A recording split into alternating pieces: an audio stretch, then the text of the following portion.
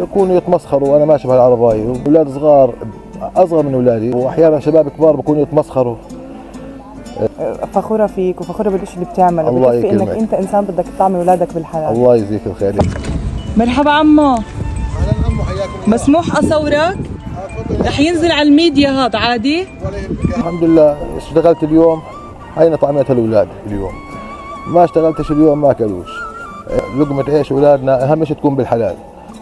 هلا احنا مش طالبين يعني منكم عفوا يعني مساعده انه اعطونا مصاري، لا. انا لو صح لي شغل احسن من اللي انا فيه بشتغل. صدقا ما في تواضع زي تواضع حضرتك. ما احسن هيك. الله الله يجزيك يجبر الخير، خاطرك. يعني والله ما شاء الله عنك. الله يجبر خاطرك، وانتوا اكثر ناس تستحقوا. الله يجزيك مش الخير. غيركم والله. الله انا بدي ادوق الترمس تبعك، إيه. هل يستحق ان نشتري او ما نشتري؟ تفضلي، بالعكس انا بدي اياك تجربي انا بتخيل انه اكيد يعني يستحق. بس لا ان شاء الله راح يعجبك. بدك اعمل لك بوطه تجرب الايس كريم؟ مشكلة قاطع السكر. صح. بدنا ننحف خلص يا لا عمو. والله ما شاء الله عليك يا عم، انا شو احكي عن حالي. الله يخليك، الله يعطيك الصحة. الله يكرمك يا ربي. والله انه طعمه بشهي وملوحته ممتازة. لا انا ما بملحش كثير.